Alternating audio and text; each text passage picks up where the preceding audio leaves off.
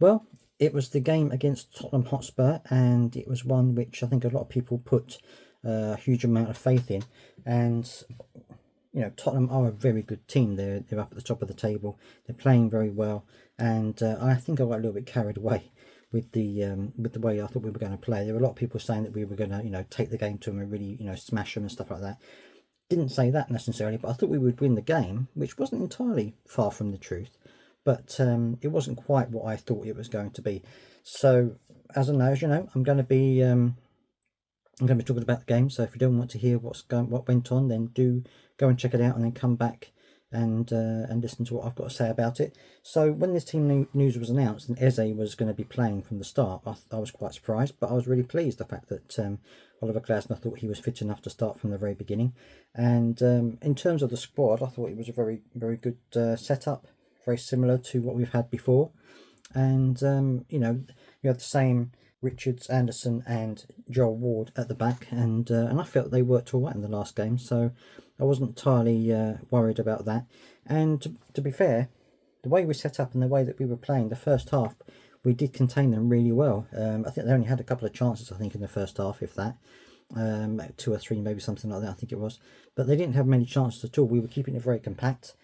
Going forward, we were using the wing backs, and then when they had the ball, we were dropping into a 5 and a 4, and moving around very well with the ball and the players. And it was a very effective game plan, I felt. We weren't sitting too far back. I mean, we did go a bit deep at times, but we were trying to, as soon as we got the ball, we were trying to run out and create a chance and things like that. And I thought that was good as well. We weren't really getting in terms of any clear-cut chances, but we were trying to work the ball forward with some intensity when we got the ball, which of course is what Oliver Glasner likes to have. And in that first half, I thought that we did play incredibly well.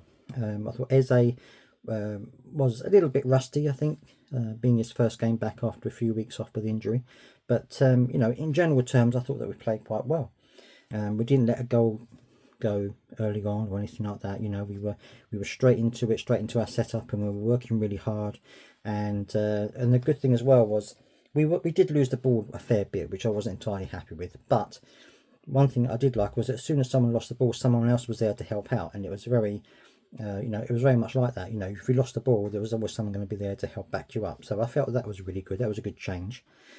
But in some ways, it looked very similar to the way that Roy would have set it out, and I think obviously Oliver Glasner doesn't want to change too much too soon. So he knows that the team have got to learn this whole new system. It's going to be a hard job for them.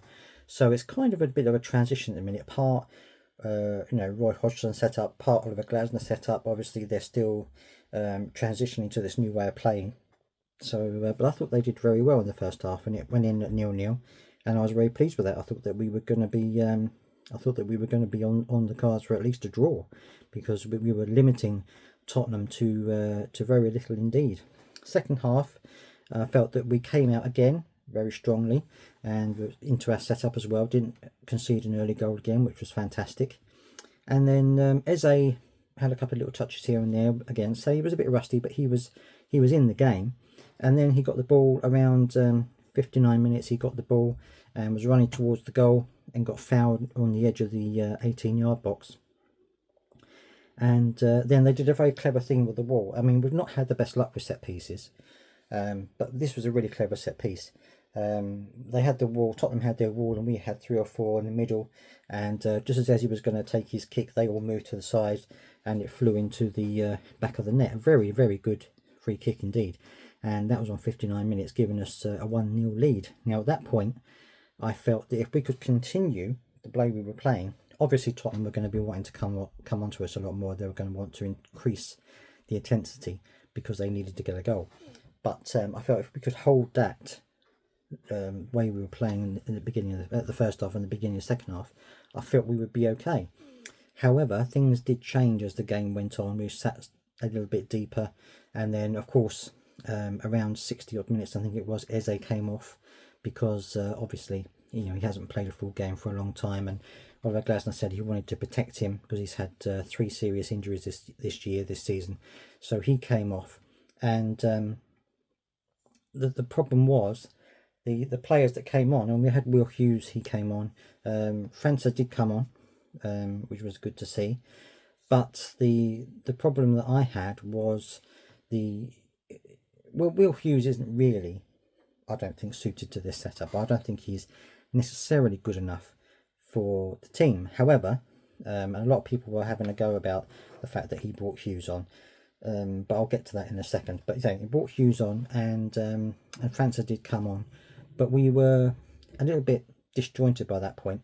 He also brought Wharton off, who I thought had played really well up until that point. I'm not entirely sure why he brought him off, but he brought him off and put Hughes on, and so that baffled me a little bit. But it was I guess it was a tactical thing. I guess he wanted to see how Hughes worked his magic. AU picked up a knock, so he had to be substituted because of injury, and I think those three substitutes had the biggest impact on the rest of the game, because AU's energy and his tenacity wasn't there.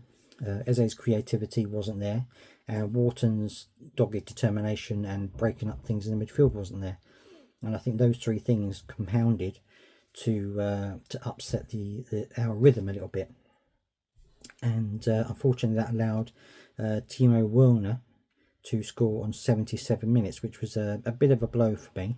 But I kind of expected it, because we were absorbing a lot of pressure by this point, and I thought that I did think that Tottenham might get a goal at some point, which of course they did. Bit of a mistake, I think, from Anderson. Again, I'll come to him in a little bit, but anyway, that was one goal, and then literally within about 8 minutes after that, they got two more. Romero and then Son got 2 goals to make it 3-1, and you could see by that point, by about 60-70 minutes, our energy levels were starting to drop, which is what I said in the preview. I did think that our energy levels would start to drop towards the end, because we haven't played this intensity before. And that, together with the couple of players missing that I think made the first half what it was, caused us to have a little bit of a downward spell, and that's what allowed Tottenham to get back into the swing of things. Now, of course, that's no criticism of Oliver Glasgow. He had to make changes. I know there are people saying that he should have brought Hamada on, and he should have brought Ozo on, but I think he's just trying to see what players he can depend on and which players fit into his setup. So you can't really blame him for wanting to see these players in the actual action of a game. So from that point of view, it was disappointing that we ended up losing 3-1, because I felt first half, and certainly the first 10-15 minutes of the second half, I thought we played really well. And in terms of individual performances, Anderson for me hasn't had a really good season. He's been a bit hit and miss. I know there's been a lot in the between the fans and him about certain things. I don't know what it is, whether he's just lacking in confidence because of everything that's happened, whether he's just got a bit disillusioned with the club. I don't know what it is, but he hasn't been the same as he has been for a while. So that's disappointing for me. Richards had a really good game as well. I thought that he played incredibly well at the back there. And I'm wondering whether, when Gahey comes back, whether Gahey will replace Ward, and where Gahey will replace Anderson, and it'll be Richards, Gahey and Ward at the back, because I think Anderson maybe needs a bit of a break, a bit of time to, will do whatever he needs to do to get back into form again. I don't know. Maybe he does, maybe he doesn't. But anyway, it's he played really well. Wharton had a great game. I thought Wharton had a really good game again, breaking things up, getting in there, just trying to stop movement happening up front and things like that. He had a really good game.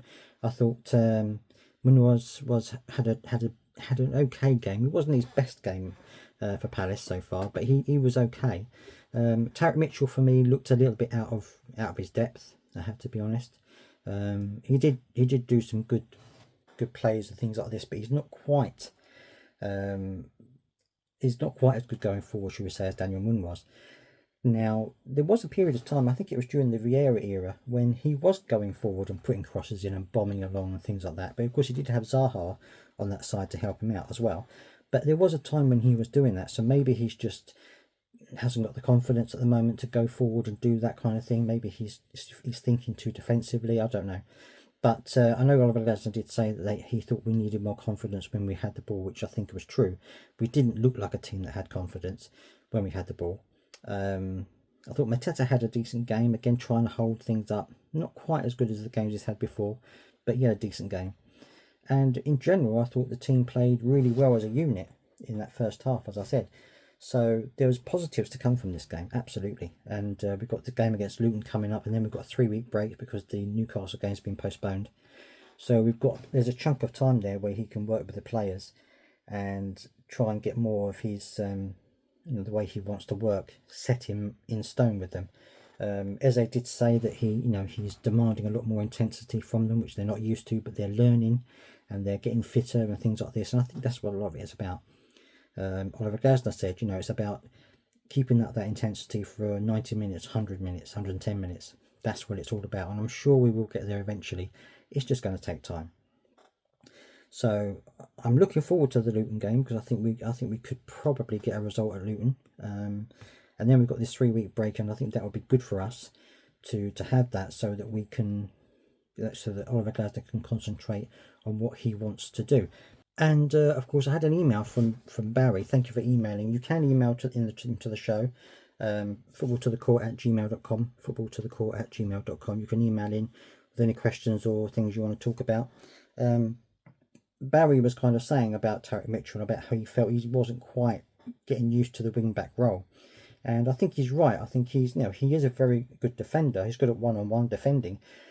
This kind of wing-back situation that Oliver Glasner wants him to do is not quite so good at. Now, whether Oliver Glasner thinks that he can retrain him to be a wing-back, I think he's got the tools to do it. He's got a good left foot on him. But I think it depends on whether he can take that on board or whether he can grow into that position.